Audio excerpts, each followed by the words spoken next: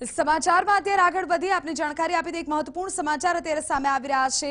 એક બાળકનું અપહરણ કરી રાજસ્થાન જઈ રહેલું દંપતી ભરૂચના અંકલેશ્વર નજીકથી ઝડપાયું છે।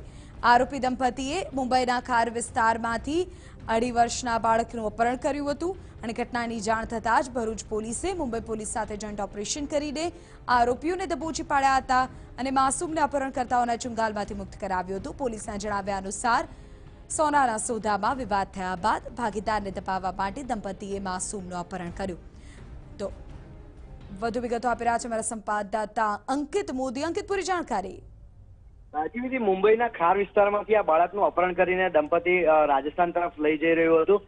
ખાસ કરીને જો ઘટનાની વાત કરીએ તો એક સોનાની ડીલમાં ક્યાંક બે ભાગીદારો વચ્ચે ડિસ્પ્યુટ થયો હતો અને જેના કારણે ભાગીદારને દબાવવા માટે બીજા ભાગીદારે 2.5 વર્ષના તેના પુત્રનું અપહરણ કર્યું હતું। પત્નીની મદદથી આ બાળકને તેઓ પોતાના નજીકના જ વિસ્તારમાં રહેતા હોવાથી રમાડવાના બહાને લઈ અને તેઓ ભાગી છૂટ્યા હતા।